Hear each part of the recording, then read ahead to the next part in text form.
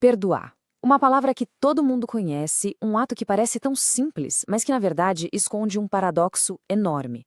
É um gesto que pode libertar, mas que ao mesmo tempo pode soar como uma grande injustiça. É uma coisa super pessoal, mas que tem um eco que reverbera por toda uma comunidade. Hoje, a gente vai tentar desembolar esse nó. Pois é, essa é a grande questão, né? O que é que significa perdoar de verdade? Será que é apagar o que aconteceu? Cancelar as consequências? Ou será que é outra coisa, totalmente diferente? A verdade é que não existe uma resposta única e o caminho está cheio de contradições. E para a gente mergulhar nesse paradoxo, a gente vai colocar frente a frente duas visões que, olha, à primeira vista não poderiam ser mais diferentes. De um lado, a sabedoria popular, bem direta, de um pastor. Do outro, o pensamento profundo, o rigor intelectual de um filósofo. A nossa primeira fonte é uma dissertação de mestrado sobre um filósofo chamado Vladimir Jankelevich. Aqui, o perdão é tratado como uma ideia quase sublime, sabe? Um ato puro, que é analisado nos mínimos detalhes, com uma precisão acadêmica.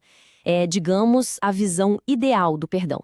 E agora, segura aí porque o contraste é gigante. A nossa segunda fonte vem de um sermão do pastor Cláudio Duarte, um sermão que viralizou justamente por causa dessa linguagem sem rodeios. E essa frase resume bem uma visão muito mais pé no chão, quase brutal, sobre o que é o perdão e principalmente sobre as suas consequências aqui, no mundo real. Vamos começar então com a visão do pastor. Para ele, o perdão de Deus não é, nem de longe, um passe livre para se livrar das consequências aqui na Terra. A lógica é simples e, olha, implacável. E aqui está o pulo do gato do argumento dele. Uma coisa é se arrepender e ser perdoado. Outra, bem diferente, é ter que lidar com o resultado das próprias ações. Uma coisa não anula a outra. Simples assim. E a metáfora que ele usa para explicar isso é perfeita. Pensa assim: cada ação, boa ou ruim, é uma semente que a gente planta. O perdão pode até te impedir de plantar novas sementes ruins, mas a colheita do que já foi plantado, essa é inevitável. Ainda vai ser preciso lidar com aqueles frutos. O pastor ilustra isso de um jeito brilhante com a história do rei Davi. Davi comete um pecado terrível, se arrepende de verdade e é perdoado por Deus. Mas, logo em seguida, vem a consequência. A família dele viveria em conflito para sempre. Ou seja, o perdão divino e a colheita aqui na terra aconteceram ali, lado a lado. E é exatamente essa pergunta que nos leva da visão prática do pastor direto para o mundo complexo da filosofia. Ué, se a colheita é garantida, para que serve perdoar então? Qual é o ponto? Agora sim, vamos para a análise filosófica de Vladimir Jankelevich. Aqui o perdão não tem a ver com consequência. Tem a ver com a natureza pura do ato em si.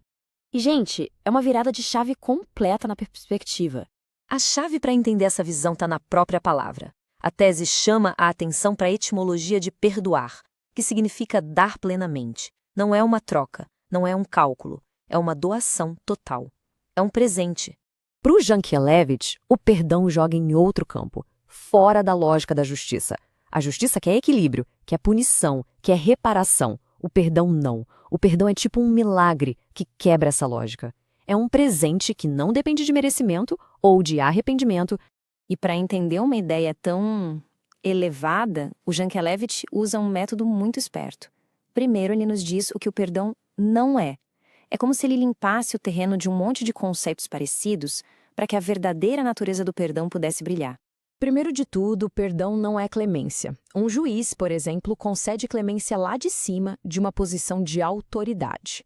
O perdão, para ser puro, de verdade, tem que acontecer entre duas pessoas em pé de igualdade, de pessoa para pessoa. Outra coisa, perdoar definitivamente não é esquecer. O esquecimento acontece com o tempo, é uma coisa passiva. Já o perdão é um ato de vontade. Exige lembrar da ofensa, olhar para ela de frente e, ainda assim, de forma ativa, escolher perdoar. E, por último, o perdão também não é dar uma desculpa. Desculpar algo é tentar amenizar, é dizer, não foi tão grave assim ou tinha um motivo para isso. O perdão de verdade, segundo o filósofo, encara a ofensa com toda a seriedade que ela tem e, mesmo assim, consegue ir além dela. Certo. Então, de um lado, a gente tem a visão do pastor, super pé no chão, focada nas consequências do mundo real. Do outro, a do filósofo, super idealista, focada na pureza do ato. E aí? Como é que essas duas ideias tão diferentes conversam? A própria tese sobre Jankelevich nos dá a pista. A natureza pessoal do perdão, sabe? Esse encontro entre duas pessoas, isso é a base de tudo. É irrenunciável. Mas, e é aqui que a mágica acontece. Mesmo sendo um ato super pessoal, as ondas que ele cria se espalham para muito além daquelas duas pessoas. Um ato de perdão que acontece ali no privado pode ter consequências públicas gigantescas. Pensa num efeito cascata.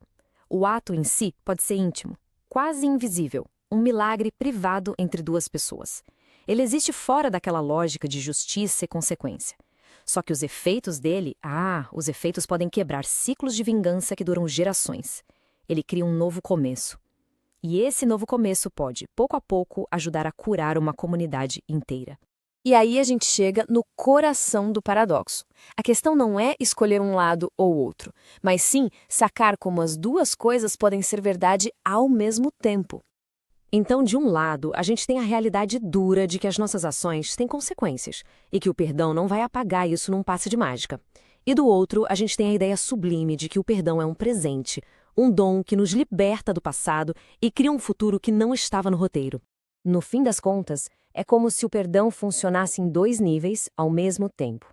Ele não muda o que aconteceu, a semente que foi plantada lá atrás, mas ele pode mudar completamente o que a gente vai fazer com a colheita. Ele não apaga o passado, mas dá um novo significado para ele, abrindo a porta para um futuro que parecia impossível. E essa é a questão que fica no ar, né? Onde é que essas duas verdades se encontram na vida da gente? O presente ideal do perdão e as consequências bagunçadas do mundo real. Talvez o verdadeiro desafio não seja só dar ou receber o perdão, mas sim aprender a viver bem ali, nessa fronteira, honrando a realidade da colheita, ao mesmo tempo em que a gente abraça a possibilidade milagrosa de um novo começo.